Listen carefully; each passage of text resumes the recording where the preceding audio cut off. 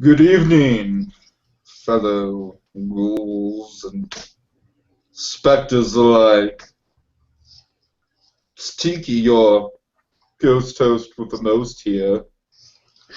And BlueDragonFive, here to engage in some haunted holiday hijinks by trudging through the catacombs and dusting off the cobwebs as we recount our spooky selection of Halloween classics.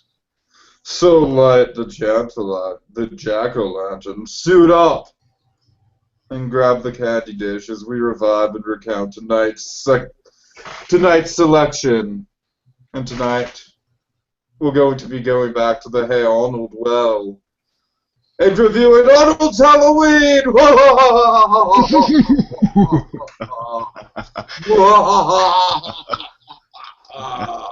Or as we should rephrase it, the Hey Arnold Wells. This is a very Orson Welles. I see what you did there. Right on. That's right, folks. Tiki and I are back to do what we do. What we do every night. Well, not every night, but this week, every night. At least for the next 3 days. Yes. Certainly.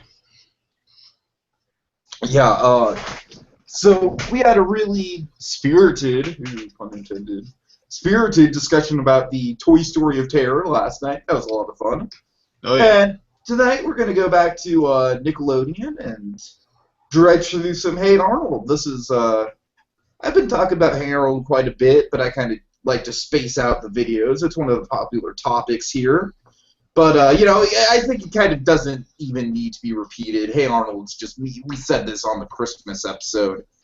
It's among the Nicktoons, if not the Nicktoon that has stood the test of time the most. And that is why people still love it. That is why people are appreciating it even more these days, looking back fondly on it. Whereas we look back on something like the Rugrats, and while those first few seasons were interesting, there's a lot of flaws and holes with it at the same time. Hey Arnold really stands up. Every script is very solid. All the character development was pretty, to be honest with you, the character development, I've talked about this before, but it was really ahead of its time in terms of cartoons at the time, which just, stuck to the status quo. But anyway, so I thought just to start things off, because I've talked a lot about how Hey Arnold has these episodes that aren't necessarily Halloween specific, but are very creepy all the same. And I guess 3 of them come to mind right off the bat. 2 of them are pretty obvious: the headless cabbie, and then the haunted train. There's a third one where it's basically the bride. Remember I forget what the episode's name is. Essentially, it's where the legend of there's this dead bride of some sort, and basically she has an axe. She's like one of those axe wielding ones, and pretty much all the kids masquerade as this character. Like Helga dresses up as it. Don't you remember? Anything Yeah, like right, yeah. No, Again, yeah, I wish I remember the name of it, but well, do you know is the name of the train episode just the haunted train, or is there another title? it's like I think it's like Train 13 or like Track 13. Engine 13, I think. Engine 13, actually, that might be it. Okay, right on. So But anyways, I just really think that, to tell you the truth, I'm just gonna be honest, like right up front. Besides the Big Bob stuff in this episode, I don't really think this is particularly memorable. I don't remember this one as fondly, nearly as I remember something like Engine 13, The Headless Cabbie, or even something like Pigeon Man, which, while not necessarily a horror-themed episode at all, did have some creepy elements to it, some real, like, urban mythology going on. A good ghost story about the Pigeon Man, some really good atmosphere before you actually meet him. And that to be fair, fits with me. To be fair, that happens with a lot of the Hey Arnold stories when Gerald retells the urban legend or something he hears from Fuzzy Slippers. He always has them sound grandiose and kind of ghostly. They're not all ghost stories, though. That's not that rare in the current. I guess that kind of speaks to my point, though, about how this show does dabble in that kind of stuff a lot. It's, in a way, it's really kind of world building, if you want to look at it that way. Oh, certainly. It's like the whole universe has gone even before Arnold and the gang even entered this world. Exactly, Almost, pretty much, yeah. and I just find it fascinating that the show decided to take urban legends and make it sort of like one of the main storytelling focuses of the show. And And I'm sorry, I was going to say something real quick. yeah, sure. It's very interesting, just the whole urban legends vibe when you think about it. Because think about it, a big crux of the series, not a real upfront crux of the series, a really underlining crux of the series is that, Arnold's parents, uh, how basically when we have Arnold's parents kind of explore, it's kind of a big thing, like how Grandpa's always telling these tall tales either about them or just telling tall tales in general. How these tall tales kind of thematically kind of shape Arnold, kind of inspire him to do certain things in the episode, or kind of maybe it's kind of stemming from like an underlying desire to kind of hope that some of Grandpa's stories were true or not. Well, I'm sorry, Yeah, my point being, the thing about like how these urban legends or these grandiose tales have shaped Arnold and kind of inspired him even when he's downtrodden, a young boy. And kind of his regular life regularly revolves around these urban legends he's hearing day to day from Gerald and the gang, whatever shenanigans he's getting into. It's just kind of the urban legends are definitely permeate the series and are a very big part of like what gets our stories moving, what makes them really interesting. You do get that genuine sense of history. Good stuff. yeah, but just I don't know, just really briefly, like I said, this Halloween episode, it's good, it's really solid. There's some really terrific Big Bob and Helga stuff in there that definitely kind of elevates it. But like I said, I do find an episode like Engine 13, I guess, to me is probably like the quintessential Hey Arnold scary episode because there's so much mood in that. I mean, that scene where they're waiting at the train station at midnight and Gerald's playing the harmonica and oh god, and then not to mention when they enter the train and all the stuff starts happening, and it's that episode to me is like I still get creeped out thinking about that episode. Like to this day, that episode is as good as any Courage the Cowardly Dog episode at building mood and tension and atmosphere and playing with it. I'll give you the atmosphere in Engine 13 is really good. However, I think I know what probably the creepiest Halo episode is. It's the again, I'm a little fuzzy on tales in the moment, folks. So forgive me, but the one where Arnold goes to visit his cousin in his native land. It's like the kids of the Children not of the candy. I keep thinking Children of the Candy Corn. That's Wreck-It Ralph though. Children of the. No, just Children of the Regular Corn. Right, just the corn, like that sort of vibe. That was really creepy. That episode. I think that episode was. Yeah, you're right. It was definitely creepy, but I don't think it was. I think it was more played for like kind of like uncomfortable laughs. Yeah, that's what I'm saying. Like that, you're putting our lead character in kind of the bizarro world, essentially. I was saying that is just really freaky to me. Putting Arnold, our straight man, so to speak, the short man himself, into this naval and everything's just topsy turvy. His desires are he actually wants Helga in this world. It's so weird to me. Right. Then you find out it's all a dream, or maybe it's a dream. It's a whole. It's creepy. I don't know, man. But like I said, like. I do like. We'll definitely get into detail and talk about the Halloween special. There's some really good stuff to talk about, but at the end of the day, I do have to give credit to Engine 13 for being a better overall scary episode. I really think so. I think Engine 13 has it all. It establishes the mood so early on in the middle. I love how it establishes everything in the middle of the day and. The whole thing just comes out of the fact that the kids are bored. That is such a kid thing. That is such a childhood thing. So, what do you think about Engine 13 as a whole, and how do you think it stacks up to this Halloween special in terms of, like, going back and watching it as a Halloween tradition and whatnot? Let's see. Well, Engine 13 is indeed a really good episode. As a kid, I never really kind of... As a kid, I'm like, getting sucked in the adventure. I'm getting a little creative, like, so it's not an episode I rewatch a lot because it put me off my ease. Because the ending's really creepy. Like, you have the the ending's like terrifying, dude. Yes, I know. I'm saying how the whole like you have the train going to hell, and then the whole thing wrapping up, and then you have the epilogue where the ghost is on the train, so you don't even know what the hell to believe at that point. Sure, so like the atmosphere, it's a wonderfully done atmosphere in that episode. I gotta give it that. However, really, this episode though, I think is a really good Halloween episode. We'll get into it as we examine it, but I really think this episode is now mind you, I'll say, is it as good an episode as Engine 13? Engine 13 is a superior episode. I'll give it that. However, in terms of Halloween special, I do have to give it to this one because it literally says Arnold's Halloween.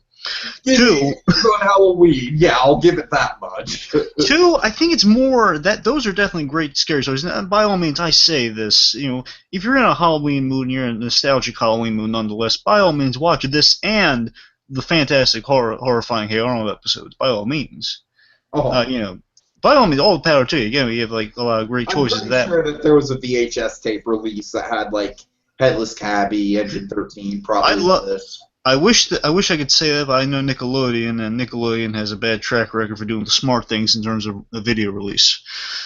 I seem to remember something like that, though. I could be wrong. I just remember the Cat Dog VHS tape commercials they would have, and that's Wait. What about the Cat Dog VHS? Actually, no. I'm sorry. I think I'm screwing up because I remember every time I'm thinking of.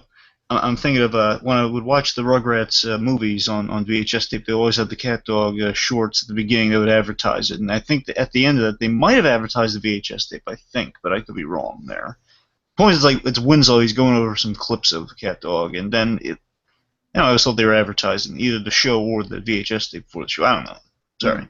Anyway, my point is, so you got some great choices, of course. So your big, real Halloween-centric, your Headless Cabby, your Engine 13s, and your the one with the bride. Mm-hmm. However, the one with the bride. It's a Friends episode. What has the word "the" in it, so it must be Seinfeld. and anyway, so my point being, those are by all means great choices to binge watch around the holiday. By all means. However, I think this one really kind of at least this keeps in mind what I like about Halloween. I always just love the idea of kind of dressing up and also to get that kind of spooky atmosphere, but I like the fun element of Halloween. That's really infused in this. And the other specials, well, fun and more just play for a regular episode. They have their horrific elements, and that's really what they're going with, as you and I have discussed before this, is our preamble, if you will. Pretty much saying what makes a really good Halloween special. What direction in your mind would have made the really better Halloween special? The creepy atmosphere, or the kind of the fun, silly atmosphere, like basically it takes place around Halloween. I just love the implication of the horror and the implications of the kind of, there really are some dark implications to this episode among the Halloween fun. I really like that. There's a little bit of darkness behind. Certainly, yeah. There's a lot of layers to it. I mean, like I said, I think this is one of the stronger Bob and Helga episodes. Oh, yeah. It has a lot of absurd comedy, which you gotta love, and it's a throwback to a lot of the classic Halloween or just kind of spooky stuff. It's a big mind game, and that's what the episode plays, and I like it for that reason. I think it keeps in mind more what I personally like about Halloween, but by all means I see, yeah, definitely, if you're going for a horror vibe, a little creepy, it puts you in a Halloween spirit type episode, though Engine 13 among the rest, most definitely I'd say Engine 13 maybe outranks the other ones. By all means, a great episode to watch around Halloween. I think this one is, for me, and I think everyone, definitely one you might have forgotten after a while, and when you watch, and to kind of put you in like a fun, it reminds you what you like about Hey Arnold, Yeah, no, I hear you. I'm just, again, it's all a matter of like, Halloween. I'm just one of those guys who just likes to get freaked out, like, I don't know, like yeah, I'm a costume guy for Halloween. I love the fun element to it, but to me, like, I'm a roller coaster guy, so being scared is the fun, and I don't think it's particularly that way for you. So I guess because I'm a huge Batman fan, just comics and everything. I guess it's because I like the mystique of the holiday and just kind of the fun, like the you can be anything element of it. I guess that's the thing I really drive to towards Halloween. That's why come on, dude. I shaved my head last year and grew out my goatee for Walter White, so yeah, I totally can get into that. But this year's costume is going to be like so much more pathetic. It's just going to be like, are you going to be Jesse? No, I'm just, it's pathetic. It's just like, I'm almost ashamed of it. Are you going to be a Charlie Brown Chico's with all the holes cut in it? I should be. No. I'm just going to wear a frickin' button-down, light blue shirt, khaki pants, be like, "I'm Jeff Bro, bitches." Really? Yes, Jeff Bro. It's not too late to do the sheet ghost thing. It's literally just find a big tablecloth and cut some holes into it. I'm going to Six Flags Fright Fest, so I can't really walk around like that. Well, yeah, what's more scary than a ghost than the ghost with holes in them? I don't know. Maybe I'll figure out something better. But anyways, so so I guess without further ado, yeah, with that awkward transition, you want to go into the recap? Sure. Okay, so we're talking about Arnold's Halloween. Mm-hmm. Season 2 episode, I believe. I want to say episode 40, but I could be wrong. Okay, yeah. I don't know if I'm saying I saw it labeled somewhere episode 40, so I saw it labeled somewhere episode 7, so that's like a long way off. So the thing is, Tiki is probably right, but I'm saying I don't know how they break down the seasons. They're a little inconsistent with that sort of thing. Well, I mean, it especially gets muddled when you consider the two episodes in one block, so. Yeah, I guess that's where I'm getting 40 from. That must be it. Probably. This is one of the rare, usually seasonal things where you have like a full half-an-hour episode. Yeah, sure. Among the other classics like Parents' Day and whatnot. Oh yeah. Okay, so let's get into it. Okay. Okay, so we start the episode. We see Arnold and Gerald watching the Z-Files, a fun little nod to the X-Files. A little on the nose, but I'll go with it. Yeah. Again, it's full. The thing I really gravitate towards for the special, they have a lot of really fun references, just kind of all the sci-fi elements. This is a big sci-fi episode. It's a love letter to a certain broadcast, which we'll get to momentarily. Oh, yeah. Anyways, let's see.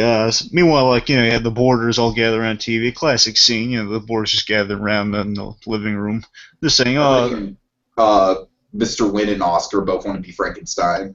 No, it's Mr. Wynn and Ernie want to be Frankenstein. Oscar I always get Ernie and Oscar mixed up. I always get those names mixed up. Oscar's the Russian one. Ugh, God. I guess if not Russian, then Eastern European. The. Yeah, no, I know who Oscar is. I'm dumb. Anyway, so all the boarders they're gathered around, pretty much being skipped. I can't believe you watch that sort of thing. Isn't Oscar just pretty much just over this funnier Tommy Wiseau? No, he is not funnier Tommy Wiseau. Well, no. Okay, let me rephrase it. I think he's funnier than Tommy Wiseau. Let me rephrase that. I should say Eastern European Tommy Wiseau. Susie, you tie me apart. See what I mean? I didn't mean funny. I was looking for a word. And make lots of money, Susie. Except Tommy Wiseau is much more successful. At least if you're going on The Room, Tommy Wiseau. Okay. Anyway, so let's see. They're all gathered and say, "I can't believe you I make lots of money. I go to make money. I make them lots of money, and I am the fool." Okay, enough Tommy Wiseau. Anyway, so why do you bring up Tommy Wiseau? Come on, because he sounds seriously. This dawned on me like rewatching stuff. Oh yeah, he does sound like Tommy Wiseau. All right. Anyway, so the point is they're saying they're a little skeptical, saying I can't believe you watch that sort of thing, and then pretty much most over the top UFO parody show comes on called UFO Tonight, hosted by Douglas Kane, and of course Douglas Kane, voiced by the absolutely wonderful and reoccurring man of many voices on Hey Arnold, Maurice LaMarche. Oh yes. Of course, we can never get enough of Maurice LaMarche on this channel. He's fantastic, and he's doing his classic Orson Welles impression, which he's done to he's perfected over and over again with the characters like the Brain. Here he's doing classic Orson Welles for a reason, because this whole episode is a parody of one of the best things Orson Welles ever done, even almost more mind-bending, I guess, than Citizen Kane. Citizen Kane was a great movie. This is more like I think with Citizen Kane, Citizen Kane just perfected and sort of introduced a lot of filmmaking techniques that kind of revolutionized the medium. To tell you the truth, I'm not really a big Citizen Kane guy. I'm really not. But yeah, I absolutely think this would probably be like a more, if not more memorable, you're absolutely right, you're kind of more outside the box. Yeah, this was like the first kind of celebrity stunt that was ever done, pretty much. That was really cool. You've just been punked. Yeah, like the ultimate kind of celebrity outburst that it's a part of a scheme. It's like he did an Andy Kaufman before Andy Kaufman, pretty much. Oh yeah, and it was on a big scale. Oh yeah, and again, it's amazing. You gotta give Orson Welles props for that sort of thing. Anyway, so pretty much in a little reference to Citizen Kane, Douglas Kane, get the name, ha ha ha. Yeah. So he's doing Orson Welles in the style of the Orson Welles who did the War of the Worlds broadcast, which for those quick mini history lesson for the kids out there, War of the Worlds, not just the Tom Cruise movie, way before that, kiddies, and way before that, kids. Orson Welles went on the radio back in the day, and he did a radio broadcast when it was a still a kind of a newish thing. He really popularized it, and basically he had a lot of legitimacy, and he kind of pulled the ultimate prank. I forget if it was it was exactly on Halloween. I'm pretty sure. Was it? Okay. I'm pretty sure it was on Halloween.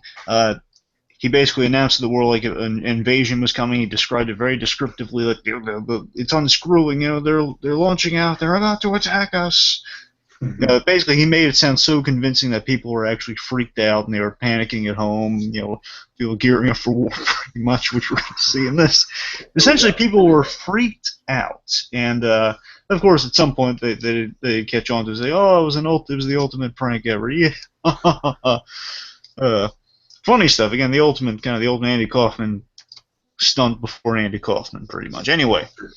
So this whole episode's in reference to it. It's really clever the way they do it. We'll get into that. Anyway, so Douglas Kane's going on basically saying, believe in UFOs are out there. They're watching us. Which I gotta tell you, of all the Halloween stuff I watched, this is one of the few things that are really alien-centric Halloween stuff, No, you're right. Yeah, that is a good point. Yeah, I was thinking about that when I was watching this. There's really only like two other Halloween alien-centric stuff for Nickelodeon they really done that's like Twister mistakes Oh, that was a good one. Mr. Simpleton for an alien, and then also Dog from Cat Dog mistakes these little ladies for cat ladies, literal cat ladies. Get it? They're animals. For aliens. Oh. It's always mistaken alien identity in Nickelodeon. You ever notice that? Anyway, so the point is, Kane's going off. It's a regular show. He's got the UFO Tonight, and then the Boers. It's funny. The Boers are skeptic about their show, about like the fictionalized alien show, and then about the quote unquote real alien show. They're like, "Oh, turn up!" Hilarious. And again, the idea of Douglas Kane, Maurice LaMarche plays this so well. He's completely over the top. He's got a huge ego, and he'll be saying stuff like, as I take you through this journey, your host, reporter, writer, and producer. A little nod to how he wore so many hats on Citizen Kane and all his projects. Sure. Because Orson Welles wasn't Marvel, that sort of stuff. Orson Welles, he was right up there with the likes of someone like Walt Disney when it came to multifaceted, like everything he did, everything he touched, sort of redefined the medium in some way. So he was a real innovator. Oh yeah, big time. Yeah. Anyway, so let's see. I'm trying to see. Okay, so Kane, he's very over the top, really hilarious. Meanwhile, Grandpa turns off TV, approaches the borders, and pretty much goes over the game plan for the Halloween party. He says, "Okay, we're gonna have a little staff meeting here, talk about what we're gonna plan for the classic annual Halloween party." And I hope this is better planned out than their Christmas plans, because their Christmas plans suck. Well, I guess it's a little of both. It's organized. At least it's organized. Well, I'm just saying for Christmas, it's like, okay, guys, you have like one day, the day before Christmas, to get a Secret Santa gift. Unless the Christmas thing is like intentionally like a challenge, I guess. Well, actually, I think you're right. It's ill planned here too. Because think about it. We don't know. To be fair, we don't know how many days are in between this, but it looks like one day passes. Oh, yeah. Because the one day passes where they're planning all this stuff, and it looks Arnold and Gerald prepping. It looks like it takes one day. I don't know. It might be just spacing out. I don't know. But it looks like, again, it's a one-day plan sort of deal, which is really not wise. No, not at all. Anyway, so obviously Arnold and Gerald, they want to help out. So yeah, we'll cook up some spooky stuff. Ooh, and Then Grandpa says, "No, no, no, boys. Halloween's a serious matter. It's not for kids." You know, no, no, literally, the score will do that in that moment. Say, Yeah. room shot. Hilarious. Hey, Grandpa, this is so funny in this. I gotta tell you, he's so twisted and funny in this. Pretty much, he says, "No, the kids can't help because Halloween's a serious matter," and they're all talking about little costumes to wear and everything.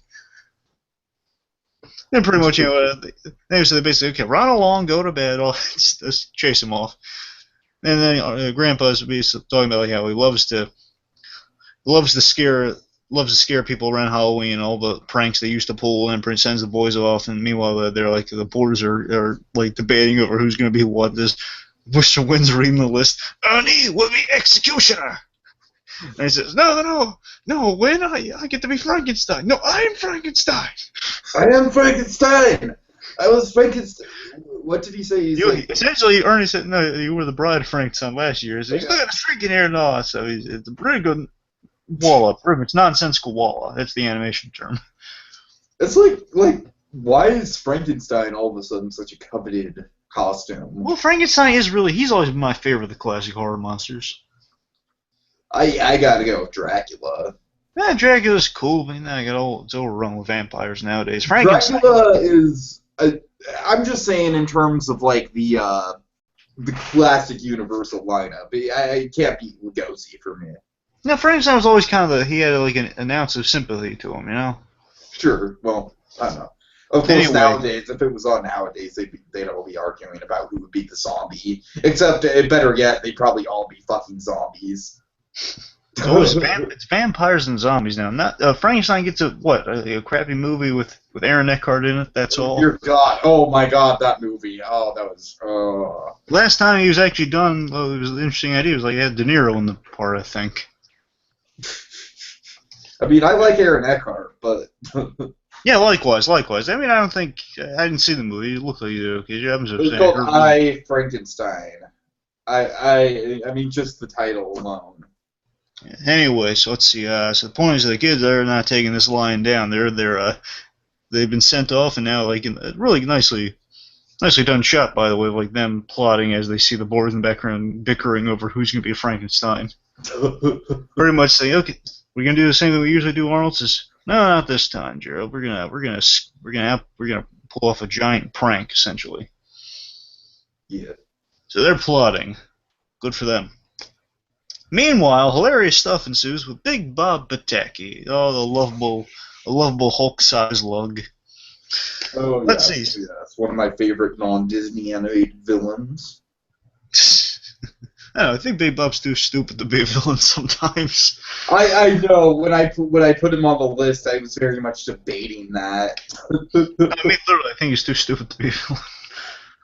Oh god. Okay. Well, anyways. Anyway, so Big Bob, I love this mundane gag. The Big Bob, Harvey, the mailman, and Mr. Green, they're playing poker together. And of course, they're not playing for big money. They're playing for nickels and dimes. I love it. Anyway, they're watching Kane on TV, and like Kane's going off about the aliens. Like they're throwing like nickels and dimes in the pot to raise it. Mm-hmm. Olga comes in. Obviously, Big Bob always gets her name wrong. Olga, what is he? What is he, nuts? Does he do it on purpose just to screw with me? What? Anyway, so Olga, she's like lounging around, just waiting for like them to be done, and she's reading something on the side. Mm. Basically bearing witness to the story Big Bob's about to tell, which is hilarious. Yeah, classic runner. Helga's ignored by Big Bob, and she's peeved about it. Meanwhile, the guy's saying, you actually believe in that alien stuff, Bob? Says, of course I do. This is such a surprise. Like, I totally forgot about this. Take us through the scene, Tig. What happens in this story? Well, I mean, just the idea of Big Bob, in general, like, he is, like, one of the most egotistical, like, strong-willed people in the whole show, so just the idea that he has an alien encounter story is just... And again, folks, voiced by the wonderful Maurice LaMarche, you can tell that, look at the difference in that range there, folks. That's impressive. And, of course, I love how Miriam, she's in the background, she's like, oh, don't start, Bob. Miriam's already sauced up. Oh yeah, of course she is. She's making her smoothies. But anyways, you want to go through that story?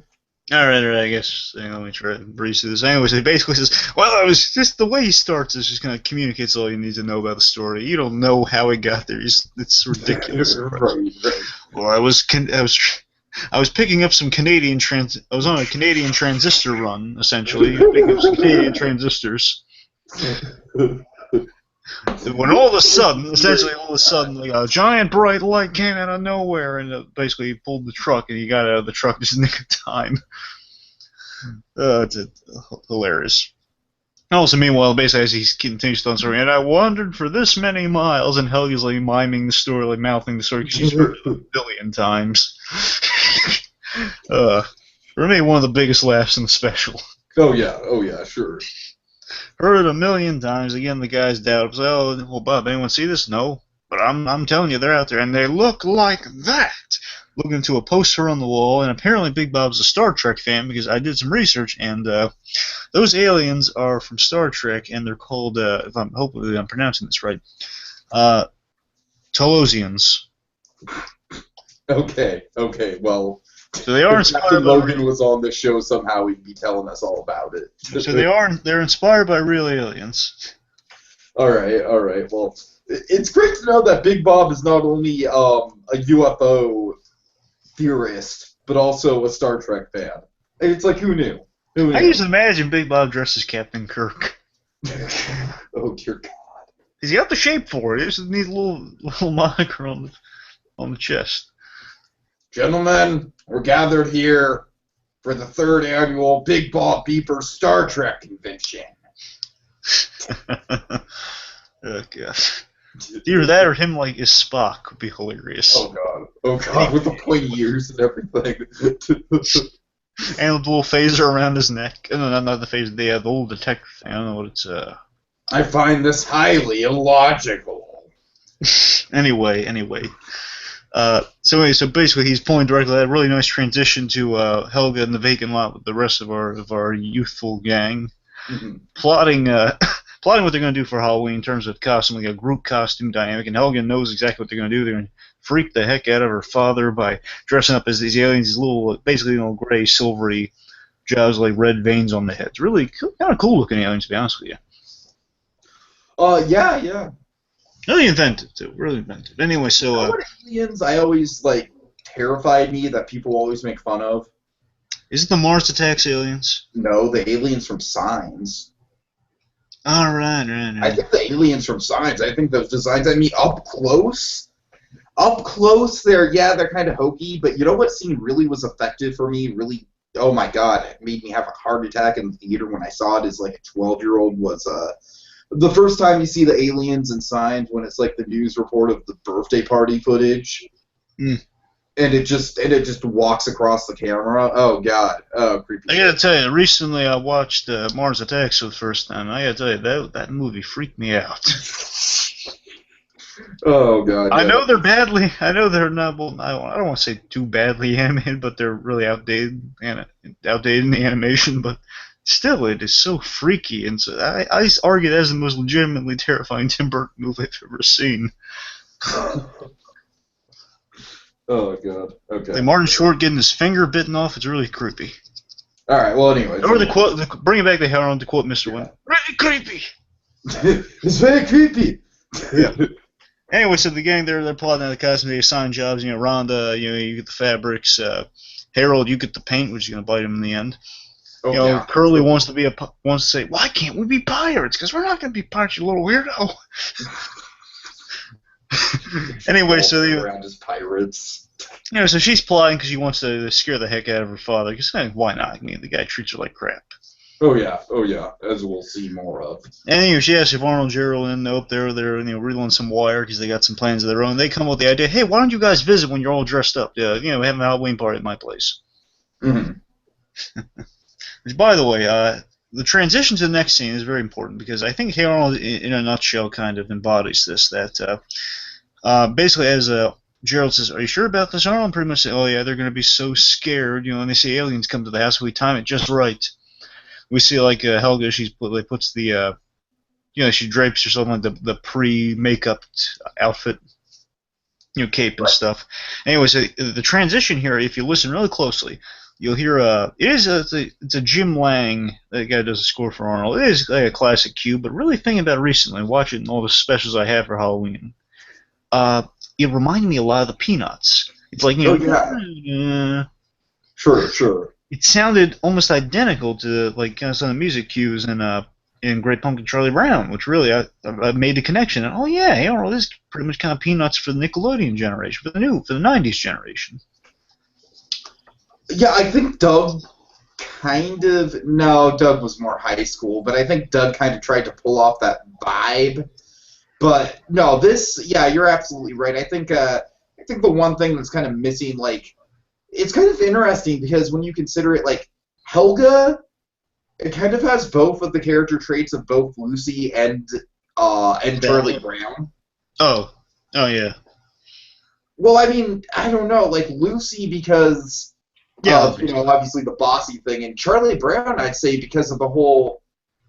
She's got some really deep psychological issues going on, and so does Charlie. Also, I mean, for Lucy, she's obsessed with a blonde-haired boy. Sure, sure. All right, well.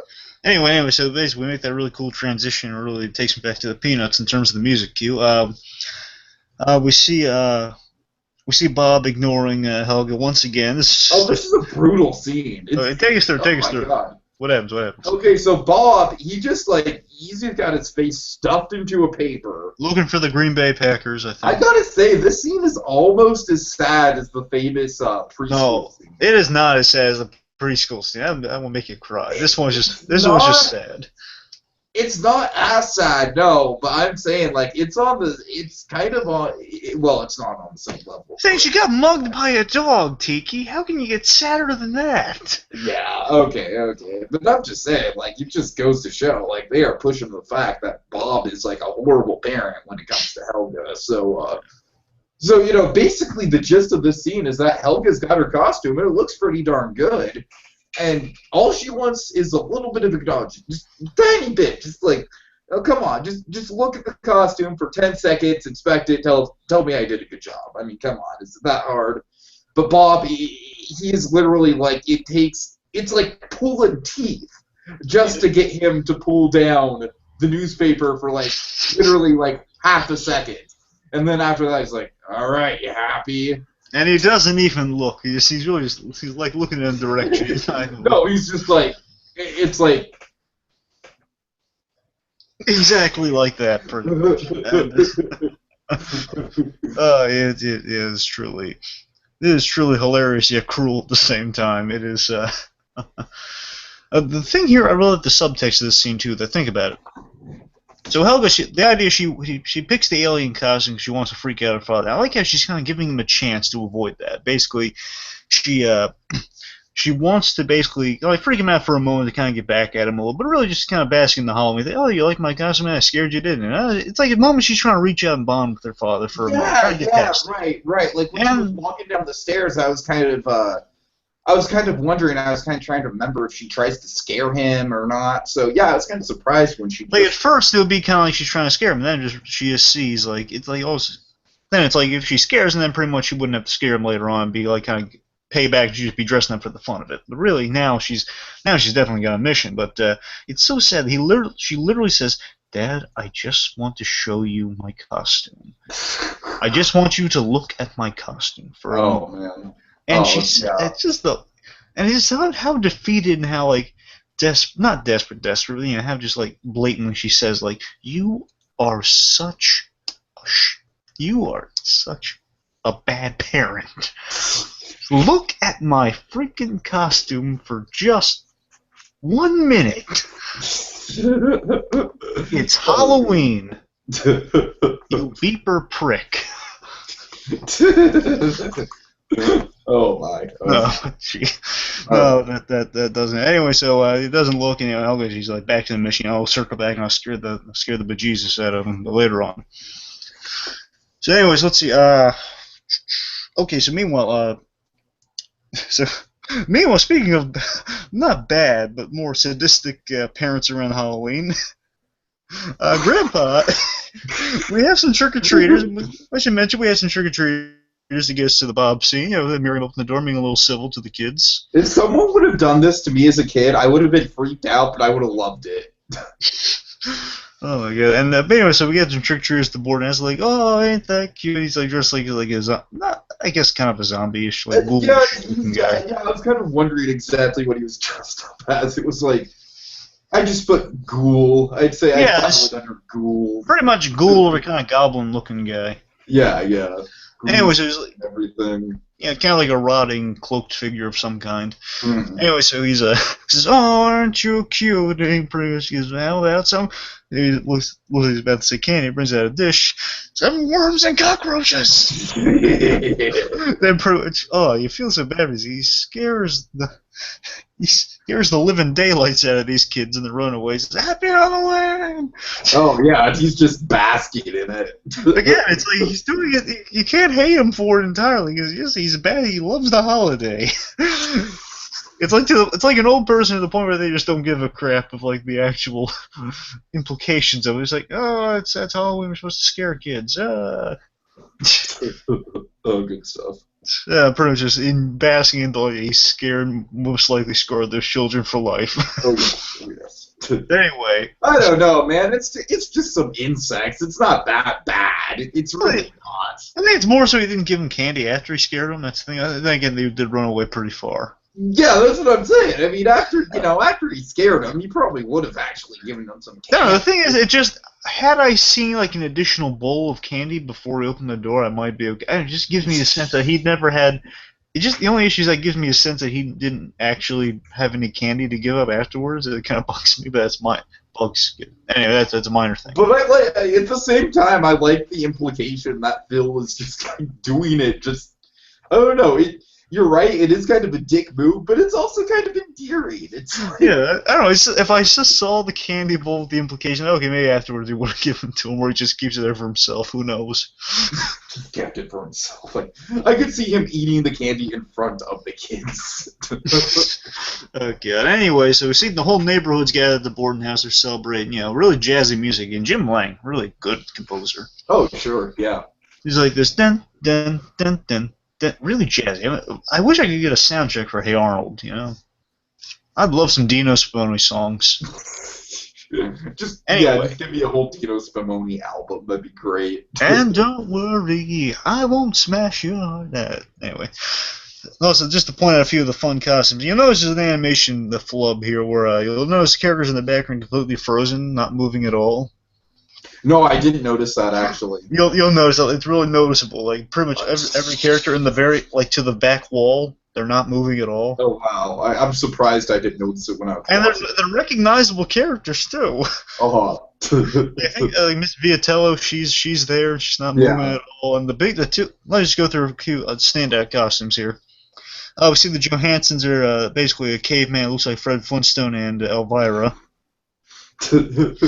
We see Tish and Coach Wittenberg. They're a tiger and Elvis. You got the Lolly Jolly Man as I did it again. The Jolly Ollie Man. He's a skeleton. And my favorite, this one's my favorite because it's really obscure, a hero character. Lana Vale. Now, the only reason I know her name is because I looked it up. By the way, just want to make that clear because you never hear her name. Lana Vale. She's the really her line is really she's like one line of the course series if I remember correctly. You'll see her here now and again like talking to Susie, like the other brown-haired female boarder in the house. Basically, I remember her in like the heat wave episode where she's like saying, "Arnold, it's so hot." Oh, okay, yeah. Again, rarely shows up. Oh my god, I know exactly who you're talking about. It's like she'll be around, but she'll really not speak. Actually, her character, like she's on that show, Sullivan and Son nowadays. Okay. But she's like the old bar skank in that show. Anyway, so point is she's a really cool costume. She's dressed as a samurai.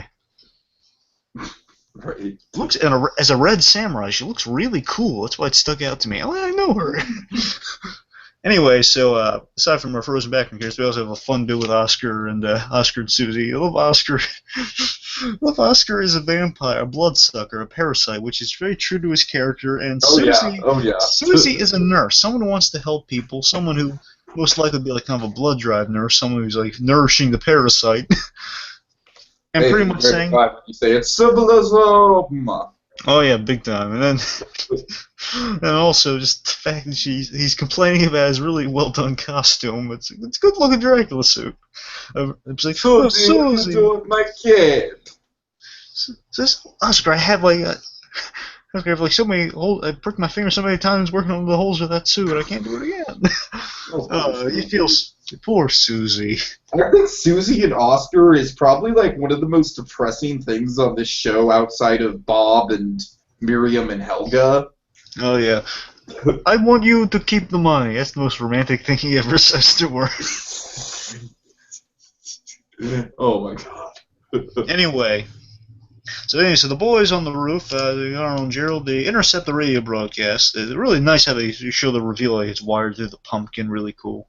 Mm-hmm. So they're on top of the roof, and essentially they do the whole fake alien invasion, where Gerald's doing his radio announcer voice. It's a little warbled through the Victrola. Well, not the Victrola, through the jukebox, I guess. Anyway, so the point is that. Literally homaging War of the Worlds, or pretty much saying an alien has landed, and basically, my favorite bit is an homage to the classic radio stuff where Arnold's doing all the sound effects. I love that bit. He's like unscrewing the lid to make it sound like the saucer's opening. Like putting his hands in the spaghetti to make it all ooey gooey sounding. Yeah, classic stuff. Good. Yeah. Good stuff. Really, really good classic sound effects stuff. It takes me back to some really funny episodes of Get Smart. Anyway. It's pretty much they're freaking out when I love how like it gets all panicky and somber inside the boarding house. Like, wait, they're not serious. This is like some kind of.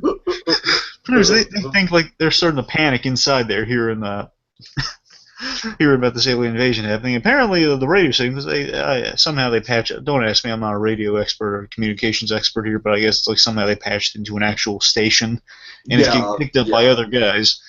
And little Smitty, it's kind of a funny Disney nod, actually, perhaps. No, sorry, that's Smee. Never mind. I was gonna say Smitty is Kane's sidekick. No, yeah, that would be Disney. You're right. I'm sorry for you. And besides, Smee is much more subservient to Hook than this guy is to, because this guy wants to go home. If it was We've seen this guy. Be like, oh, Captain, I can stay for even longer. Yeah, we've seen this guy too, by the way, in the past. He usually gets the new role each time. Oh yeah, does he? Yeah, I'm sure I've seen him before. I know he's kind of like the Lindsay Nagel of Hey Arnold. I don't know. I was thinking more kind of like the performance artist from Family Guy, but I don't know. Oh yeah, okay, yeah, that makes sense. Anyways, let's see. So Smitty. He picks up the broadcast. He's talking to again after he says, "Oh, please, can I go home?" Says, "Not on Halloween. Halloween's the most busy night of the year, Smitty. You'll work until your break at until you get relieved of duty at 10 o'clock." Oh yeah. Good old employment. Wish I had it. Anyway, so he picks up the broadcast and essentially heads down to Divine Street, Arnold's block, because the kids are on their way down there. And he hears about this landing, and he goes down there and he videotapes the kids, who really hysterical scene. Arnold's grandpa saying, "Oh, everybody quiet! We have trick-or-treaters." Opens the door. Basically, everyone don't panic. Opens the door. A bunch of kids sound like aliens. I usually say, "Trick or treat!" Ah! The whole place. Mass hysteria, dogs and cats living together type of freak out here. Oh yeah. They're losing it. Ernie grabs his mallet, his trusty mallet, and he's literally lunging at the kids with the intention to flatten them. They're running, and really... That is a little bit dark. Yeah, they really have some fun homage to classic Alien, kind of like Loch Ness Monster, not Loch Ness Monster, but your Bigfoot type footage, like you never get a clear shot, but looks cool and spooky. Right. Like I was talking about with that shot from Signs that introduces the aliens. Like, oh yeah. That's so effective is that up close the aliens and Signs are ridiculous, but that shot I thought was really effective. Like really. Pretty much our our aliens are fleeing in terror. It looks like they're menacingly charging towards the streets with a really cool lighting effect behind them. And then Harold knocks over Smitty, and then pretty much Kane's getting into business now. Oh yeah. So you've seen the footage. Can't get anything done right yourself. If you can't have anything done right, you have to do it yourself. Surrounded by incompetence. And essentially, this is a classic case of misunderstanding leads to lethal chase here, because there's an angry mob in the works brewing here. Isn't the do we mention Stinky in the water tower? In a minute. Oh, okay. I'm sorry. It's coming up. Okay. Not yet. My bad. Let's see. I just wanted to make sure we didn't pass it up. We're just about to get there. Okay. So mass hysteria is starting to break out. Miriam is playing solitaire by herself. Big Buzz watching just Miriam, just you, me, and the wheel. And by the way, there's a funny in-joke. And by the way, really funny in-joke here. If you catch it, I was watching it today. I swear to you, I just freeze framed to see what words were on the wheel, and hilarious words, by the way. I'm just gonna name a few of them here. Oops. SOL. Literally SOL. Shit out of luck. Yep. In a kid's show. Loser. Sucker. And this one's really funny. No cigar. What the hell? So it's like a wheel that's completely filled with whammies.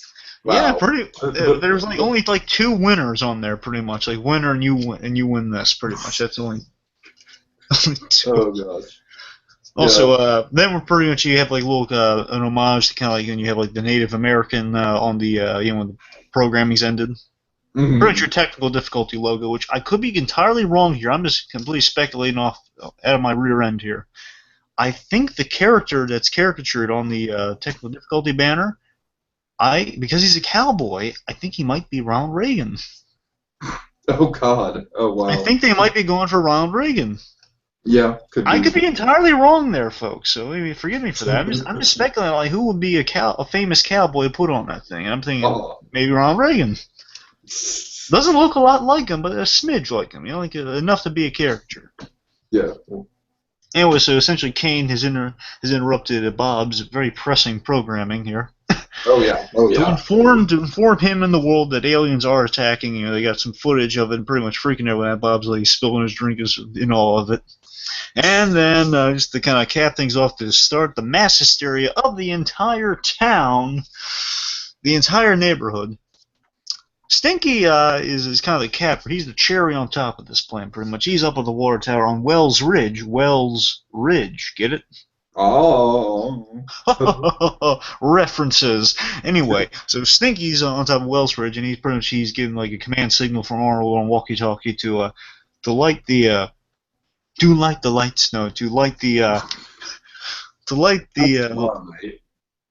what? I said that's tomorrow night. Tomorrow night we light the lights. Right. Alert. He lights the water tower, which has been decked out with Christmas lights that look like a UFO, the Mothership, essentially. And then, unexpectedly, it blacks out the entire town, so pretty much the only thing in sight visually is this Mothership, which looks very intimidating. And then Sting says, well, isn't that pretty? I wonder... I'm trying to think what exactly he says here. He says, oh, what? Oh, look, all those other lights went out. Ain't that a coinky-dink? Ain't that a coinky-dink? Then there's a really good cut to commercial here where pretty much Arnold says, we see the town going in mass hysteria. Here Arnold saying, I wonder if we scared anyone. Irony. Anyways, meanwhile, Grandpa, he's ready to move, pretty much. Getting old. Yeah. He's in full-on Tom Cruise War of the Worlds mode. He's like, let's get the hell out of here. War of the Worlds, huh? Oh, yes.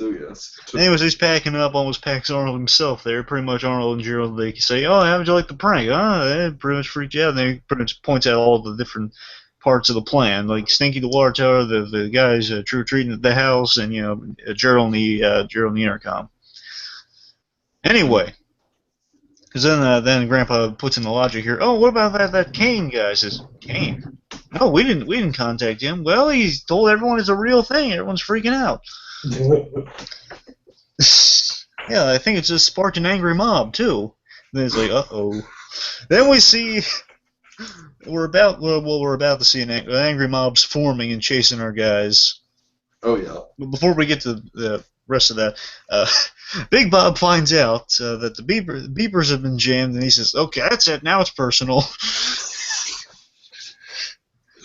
I love how it's like the news would point out that beepers got jammed. It was like he's listening to a radio broadcast too. Like basically, beepers around the beepers are starting to get jammed and starting to fail. He says, "That's it. That tears it. It's personal now." And he gears up for war essentially. Let's just enjoy the candlelight. Oh, I love Miriam. Let's just enjoy the candlelight. Not now, Miriam. Oh, I've been waiting for this day.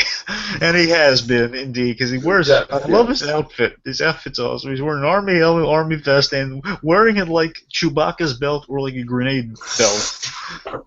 Beepers. Oh, my God. And to top it all off, because Big Bob has the big in his name somehow, he removes the tarp to reveal a giant Humvee. A giant Hummer of some sort. Yes. He was just saving that. Just having it Just for laying the around. occasion. Yeah. I swear, Miriam, I'm gonna buy this Hummer, and I'm not gonna ever drive it. But one day, it's gonna come in handy. It might save all our lives, not just you, not just Olga, But the beepers. and the human race. All right. Imagine if Tommy Lee Jones played Big Bob in real life. Oh God, I think he's a little too old. I know, he's a little old now, but imagine if he did when he was young. Yeah. I could see like maybe around the Two-Face era. I could see it. Yeah. Anyways, let's see. Now it's personal. Okay, so then our gang's being chased by the angry mob, and they're trying to do the obvious thing, which is the smart thing. Like, let's remove the makeup and show them these morons that we're not aliens, we're kids. Doesn't work, and I guess it's really disturbing because you remember that. Yeah, Holida's not wearing a flesh mask. That's actually her face is stretching that far. You know what it reminds me of? It reminds me of the haunted mask from Goosebumps. Because it's a really big plot point in that when when Carly Beth pulls down and sees that the mask is covering her entire body. Anyways, the point is, the angry mob is forming. It's a really intimidating angry mob, too. They literally have pitchforks and torches. And topped with pumpkins, too. Oh, yes. Anyway, so they're getting chased because they can't remove the makeup, because Harold, we can't be mad at Harold too much, because, how could he have foreseen this event? I don't know, though. Just the name of this paint is... Oh yeah. The name is kind of a little on the nose. Like this might be a bad idea. It says essentially it's like along lines of like perma ink, perma paint. No, it's worse than that. It's like I don't know. I wish I would have written it down, but it's something like oh God, like it's like a latex of some. It's like a perma latex. Like super non. Yeah, super non-removable latex. Yeah. I gotta tell you, latex in theory should be able to tear off. Really. That's true. Yeah, that's a good point. So again, anyways, the point is, I don't know. For me, if I was like going after like a whole night, I want something that's not gonna like smear off or anything. But still, if I was gonna be chased by an angry mob, I want something. Right. Like with my Walter White costume, I had some makeup that kind of resembled a black eye, and like that lasted only a couple hours before it kind of faded by the end of the night. So yeah. Well, you were healing. You were healing like Walter White does. Yeah, so my healing took place over the course of a night, and not over the course of like several episodes. Well, maybe you just put some of that whatever he uses to cover up the bruise from Walter Jr. Oh God. That facial goop. Yeah. Anyway, so so again, the makeup is not coming off, which is an issue. Arnold and Gerald, meanwhile, they're trying to defuse the situation going around with the bullhorn saying, "Listen, it's a hoax. It was a joke." No one's listening to him, and then pretty much the funniest idea, one of the funniest exchanges happens. Let's just say Big Bob's assembling what I like to call, and I pride myself on this, the B team. The B team. Beepers are cool. Brilliant. The B team. So what's Big Bob's answer to an alien invasion when he's running a Hummer and he's kind of a military guy in this? In this, well, of course he's gonna be the Hannibal to this B team. Oh yeah. I guess real quick. So I guess Harvey would have to be B.A. Baracus. Yeah, that just makes sense. I'm trying to. I guess Principal. Principal Wars later on is going to be Murtaugh. Or Murdoch. Is it Murdoch? I think it's Murdoch. I think so. I don't know. I'm not a big guy. And then the face is probably going to be, it's kind of an ironic one. The face, I guess, would be Mr. Green. Yeah. No offense to Mr. Green, but not much of a face. No, not much. Anyway, so the point is, he assembles the B team. He's talking to Harvey on the phone, saying, "And you thought I was nuts? Well, you were right, Bob. Now we gotta stop this." Says, this is the funniest line comes from Harvey in this episode, saying, "You're right, Bob. Let's go kick some alien butt." Wait, the amount of sincerity and the look on his face. Exactly. Yeah. It cracks me up. The ways, let's go kick some alien butt. It's like Barney Rubble, as if he were a really cool black mailman. Oh my god.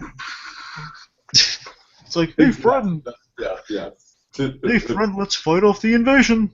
Oh no, Kazoo's race is turned against the humans. Let's assemble the Iraq Avengers. Oh god. Okay. Anyway, so essentially, while the B team's assembling, Kane is basically says, "Two Wells Ridge." Literally, he almost says like Two Wells Ridge in a way, almost. Oh. Also, before that, he has like funny egocentric lines like, "Careful with that, you twit. That may be the last makeup kid in the universe, in the world." Ridiculous. Yes. Yeah, and he question how much of this is he's actually taking pride in this. I assume he's just that much of an egomaniac. Right. Anyway, let's see. So, one of the other funniest scenes in the episode, but again, we get our Murdoch here. Principal Warts, in classic modus operandi here. He's buying gifts, nylons. Now remember, nylons and chocolate boxes to appease the aliens for when they invade, so he will befriend them. Oh yeah. And he's muttering to himself, "Yeah, that's a good plan. And if he wants to, I can give him the children." Wow. Yeah. Wow. He literally says, "Offer them children." Great parental figures here. Well done. Very funny. And so let's see. Then pretty much as Warts is like, he's practicing his groveling and everything. He even practices practices groveling anyway. So the B team happens by and they see, wait, who is that? I love how Big Bob recognizes him. You think he's such an inattentive parent, he would never recognize him. Right. Yeah. Saying, "Wait a second, that's Principal Warts." They pull over and pretty much they abduct him. they drag him into the van. Essentially, yeah, they just grab him. Yeah. Grab him in the van and say, "Hey, Principal Warts, what are you doing out this late?" He says, "Oh, nothing, just getting some gifts to the wife." He says, well, you're getting some gifts. And he says, "The chocolates and nylons, huh? You're going to sell out the human race, aren't you?" And he says, No, I'm on your side, Yeah, pretty much. Principal Warts is given an option by Big Bob, saying, "You're either going to join us, grow with spine and join the rebellion, or we're going to." This is a real creepy line, too. It is. Or we're going to send you to Mrs. Warts in a chocolate box. Okay, now let's think about that. Let's just pause, stop, and think about that for just a second. That would mean that Big Bob would have to, of course, kill Principal Warts, for one, so he is threatening Principal Warts with murder. But not just kill him. No. Oh, no. No, we're talking like, oh my god, you'd have to, chop up that body, dissolve it. Just think of the process that would have to take to make a person fit inside of a chocolate box. In my naive mind, I would hope it would be this way, but the real world implications being, of course, going that route, Tiki. However, I'm sure as a kid I might have thought about this, and I'm thinking, I kind of wish it would be like this modern day, but no. If it was just beaten up and kind of shoved into a giant chocolate box. A giant chocolate box. I don't know. Like, I don't even think it's physically possible to put, no matter how much you ground it up, that's a lot of remains. I mean, we saw the remains of a human being go through the bathtub in Jesse's house, and yeah. No. I mean just beaten up, like he's been beating the crap out and put into like a giant oversized chocolate box. No, I know. I'm just talking about the implications of actually trying to squeeze a person into like a not oversized chocolate. No, I mean Hannibal Lecter's done this all the time. He just makes him like spreads out the parts, and we're putting too much thought into this anyway. We're putting way too much thought into this. So, what kind of sick people are we? Well, you started it. I know, you're right. I totally did. Anyway, so meanwhile, the gang, they're running to Wells Ridge. Why? I'm not quite sure, to be honest with you. I guess it's because it's the outskirts of town, probably. Oh. So they're running to Wells Ridge, and then they run into Stinky's just casually walking away. Oh, hi, guys!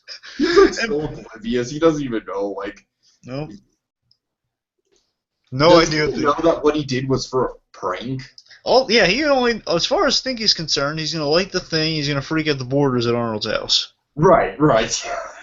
And it's going to look pretty, which it does. It does look pretty. To tell you the truth, like, it is some elaborate freaking lighting work to be done in, like, over the course of, like, probably less than a full day that they got this plan together. Oh, yeah. Like, it looks really good. My estimation's like 7 hours tops. Right. Anyway, so Stinky essentially informs Helga and the gang because they're wondering like, why everyone down's chasing him. I wonder if it's on a reckon of this prank I did with Arnold. Pretty much, it's kind of funny on account I like this thing to freak out people at the boarding house, and then Arnold and Gerald doing their prank about the radio program, saying, wait, what are you saying? This is part of a prank so that people would think that there's an alien invasion going on? Uh-huh. And then Helga does a really funny line. This actually references, I want to say the first episode of Arnold, but there's a little debate like what the actual first episode is. Yeah, there is. The pilot's like the crazy episode. However, I think the actual real episode, the first episode, at least aired, was the Downtown Fruits episode. Sure, and then you have the that one where they're playing that ball game, I think. Yeah, I don't know. I think anyway. So the point is referencing the Downtown Fruits episode. Yeah. Helga just says Arnold, and it's so loud and so earth-shattering that Arnold can hear it in the car. So it's like a field disturbance of the force almost. Well, I mean that's almost that's a reference to the opening titles too. Oh yeah, big time. This is like. Rich Arnold is kind of screwed over Helga, and he's here, and it's like, Gerald, I got a bad feeling about this. And they get another Star Wars line. Get it? I have a bad feeling. Anyway. Oh, yes. Let's see. So the point is, I got a bad feeling about this, and they're basically heading the Wells Ridge now, presumably. Okay, let's see. So, okay, so basically our big crux, our big third act ender here is that all our characters are converging onto Wells Ridge. It's the assault on Wells Ridge, I deem it. We see the B team setting up for a plan of attack. Big Bob, and this is absurd. Big Bob has somehow, with his masterful beeper knowledge, has managed to link his belt of beepers, his army belt of beepers he's wearing around him, to rig up to an egg timer. To blow up upon being thrown at the water tower. Yeah. Now, to be absolutely fair here, the benefit of the doubt, I don't think they did this, but I'll give the benefit of the doubt. If you could somehow rig the frequencies, if I didn't hear the egg timer line, I might give it a little credit. Like, okay, maybe like rig the frequencies because that is somewhat feasibly possible. It's still out there. It's really out there. This whole storyline with Bob is obviously very tongue in cheek for the most part, except some of the Helga stuff. But I think it's just because they couldn't get away with giving him an actual grenade because he was going to be throwing it towards kids. Well, yeah, sure. Anyway, so the point is, it's an absurd way to get a sun to blow up. It just makes it all funnier, It is funny. I'm just saying, like, I just question the signs. I'm like, wait, can you make beepers blow up? I mean, I knew they were outdated technology. I didn't know it was for that reason. Right. Anyway, that's the plan. We see Principal Wart's tied up. He goes, fight, fight, fight! Go humans! Fight, fight, fight! Such a weasel. Oh yeah. Oh, Big Bob has such disdain for him too. Anyway, let's see. Meanwhile, Kane's again on an ego trip here because this is basically the best day of his life, commenting on the end of the civilization. Oh yeah, he's going nuts. Again, folks, it's just such a funny reverse of it's such a funny reference to War of the Worlds, where pretty much the guy who is supposedly supposed to be in on all this, the guy who's supposed to be in on this in terms of the voice is the guy who's not in on this at all. Right, yeah, that's actually a really good point. I didn't even think about that until you brought it up. Yeah, that is a funny role reversal. Anyway, so Kane's having an ego trip, pretty much saying he's at the scene, he's reporting on, saying, I may be the last award-winning reporter on Earth. Reporting on this. Oh, that's funny.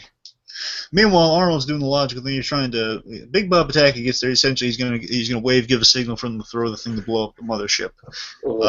Meanwhile, he's encroaching upon the kids running towards the water tower. Pretty much, he's about to strangle Helga here, and Arnold's trying to snap him out of it. Mr. Pataki, wait! Kid, I'm saving the human race. Let's just think about this for just a sec. This is really dark. It really is. Like, holy crap. Like, hey, Arnold, man, they went there. I know. He literally has his hands around his daughter's neck. Well, technically not as... They couldn't get away with that because it would look too bad, but they can say it, though. They say wringing the neck, but you don't say he's wringing the head, actually. Okay, well, it's so effective that I didn't even know the difference, so that kind of tells you something right there. Like, they really kind of hammer in the point.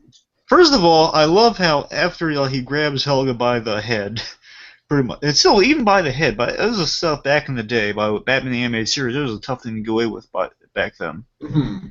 Mind you, Batman the Animated Series was in with that sort of thing was in 1992, and this was in '97. So I mean, time has passed, so I guess they could get away with this. Plus, it's under such ridiculous circumstances. I guess they could get away. It was a loophole. But it's still essentially a guy threatening to choke his own daughter. So it's. Oh yeah, and we see how huge, and literally Kane even references this hulking man. Right. So the point is, Big Bob's holding Helga by the head, and then Helga's saying, "Dad, it's me." Saying, "You look like," and it's funny. He gets the daughter's name right when she thinks she's not there. Yeah. You seem like Helga, but no, it's impossible. Pretty much saying, no. Your mind's playing tricks. They're messing with you. My worst fear. You're taking over my mind. Then just the fact that he says to Arnold, as Arnold's trying to rationally, snap him out of, Mr. Pataki, wait! See, not now, kid, I'm saving the world! Oh God. Anyway, so they mistake this as the signal. They launch the beepers in the mailbag, blows up the side of the water tower. Water is cascading down, washes off the makeup. So apparently, now bear in mind, I give it the buy that they're running and they're being pursued really closely. So maybe that's why they didn't have time to try to wash it off. Mm-hmm. So I'm giving them that. So that's probably why. However, still, so then the water washes off the makeup. Thankfully, it wasn't that permanent because he has to wash off sometime. Right? I guess not. Yeah. Anyways, and then Big Bob, and the most kind of horribly, it's so horribly, not horribly ignored. I was gonna say it's kind of horrifying yet ignored. That Big Bob says, "Oh my God, I almost killed my." I think he says killed, dude. I literally think he says killed. Yeah, I almost killed my own daughter. And he's holding her close, and a rare Helga Bob. He figures only after he's about to kill her will he warm up to her. Right. Oh, good stuff. Yeah, that's a classic Bob Helga storyline. And it's so kind of hard. It's so scary, I guess, that's the happy ending. Then they're all cheering, "Yay, you didn't go!" It's no horrifying implications at all there. Let's just pretend if we're all okay with this, because no one died. Everything's fine. Yay! What do you think would happen in real life if this shit went down? Do you think this guy would be charged? Well, I mean, they all have to be charged. They're having a mob against a bunch of kids. So I'm assuming he. Right, right. It can't. I mean, he was just in the same boat as all of them. I mean, he was Oh closest to it, so I mean, he'd be looked god. down upon more. It's kind of like the same question of like if Timmy Turner's parents were seen in real life and what they do. My God, Exactly, you would be exactly. taking the child protective services like that. Oh god. Okay. Anyway, so our ending here is that Kane's pretty much Big Bob calls Kane a windbag after Grandma fixes the lights, you know, because of course she would be able to do that. We should have mentioned like she was on when they were heading out to in the Packard to help defuse the situation. Grandma came in and says, "Don't wait up, okay? You crazy old bat, you crazy old fogey."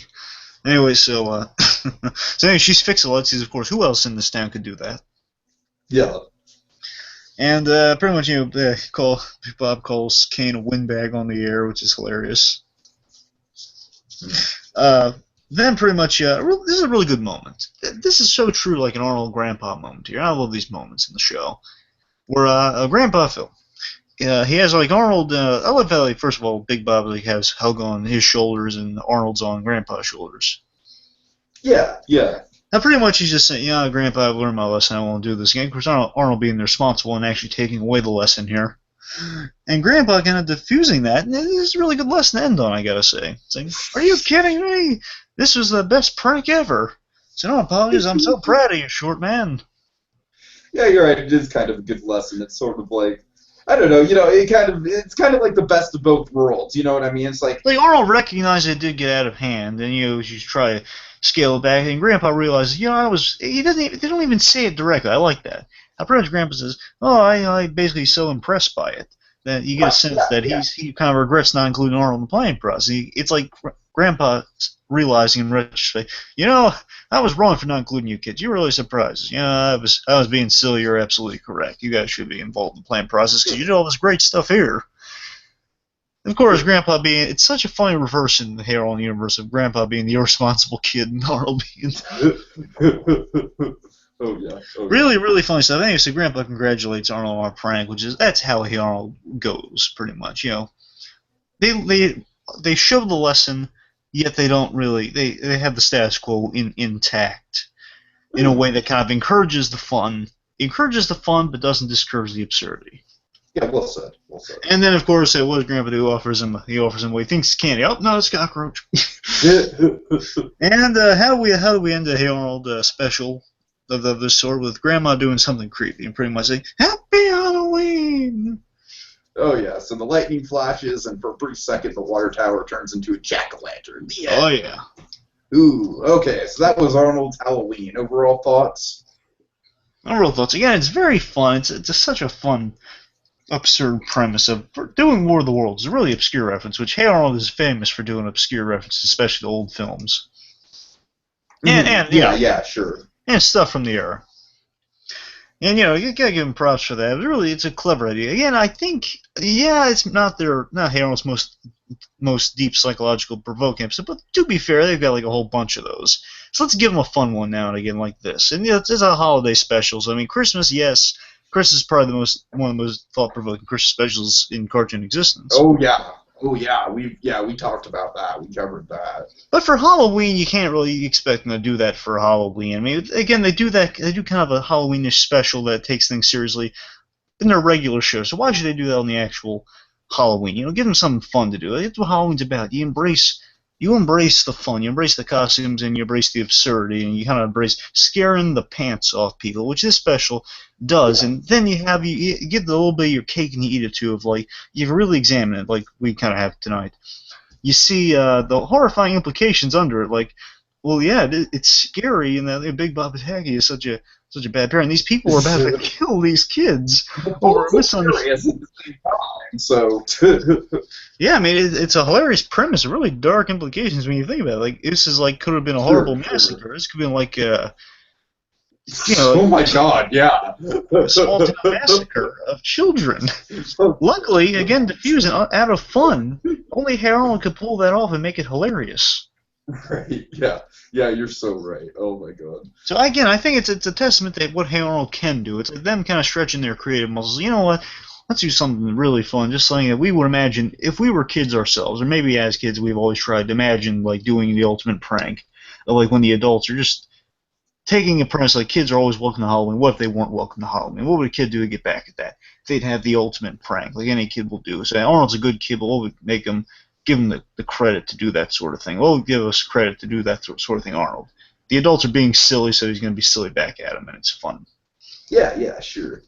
Like I said, I do think that I prefer an episode like Engine 13 for overall just creepy, atmospheric, really get me in the, in the horror vibe. But no, I will agree with you that this is a very good Halloween thing. It's got the spirit of it down, much like practically all of Hey Arnold. It captures childhood to a T, which is one of the big strengths of the series. So yeah, overall, really strong special. Not the most memorable or deep Hey Arnold episode, but certainly among the most fun. So yeah, I'm glad we covered it. So all right. So with that in mind, BlueDragonFive, you want to give the audience a taste of what we're in for tomorrow night? Okay, a little taste. And just to be clear, we're venturing into some commentaries, right? Yes, yes. Oh yeah, making sure. So, folks, we're going to do two commentaries tomorrow on a special that again I noticed a real funny runner here, Tiki. Actually, of all our specials we're going to be covering for this special of ours. Yeah. You'll note with the exception of our last one, because one of ours is maybe or may not be on the docket, which I'm not going to mention. You haven't seen any of these except for the last one we're going to cover. True. Yeah. I mean, I have seen Arnold's Halloween. I just don't think, like I said, it just doesn't stick with me. Oh, sorry, because I thought. Well, I'm sorry. It's just because when we talked about previous. No, I've seen all of Hey Arnold. I saw all of Hey Arnold as a kid, but you know what? It's just not one of those episodes that really kind of sticks with me in the grand scope of like really super memorable Hey Arnold episodes. Well, I guess anyway. So I mean, if you pretty much haven't seen any of these, and/or you haven't seen one of them in a long time. Yeah, sure. And this was a good surprise to kind of go back to, especially as we talked about, like we kind of hashed over some of the darker implications it had. So that was a nice surprise. Right. And anyway, so what we're gonna talk about tomorrow is something I saw recently. I've heard about, and I thought why not? Because it's around Halloween. I watched it. I thought it was so good. And it's available on YouTube, so we're going to discuss it. We're going to talk about it because it is truly fun in the Halloween spirit. The two episodes of the Muppet Show that involve two spooky people, and they're definitely Halloween intended specials. The great Vincent Price and Alice Cooper. I honestly don't know what I'm more excited about, because personally, like, I like Vincent Price a lot more, but just the idea of seeing Alice Cooper interact with the Muppets is a fun time. And I could be wrong, but I think the Alice Cooper one may or may not have been banned for some... Oh, wow. Okay. So, yeah. We'll see. So that should be fun. We'll be doing a commentary on that and everything, so... yeah, look for that as we continue to go forward with our haunted holiday hijinks, but, anyways, folks, our spirits grow weary tonight. Don't worry. We'll be back next time, and they'll be stronger than ever when we engage in more haunted holiday hijinks.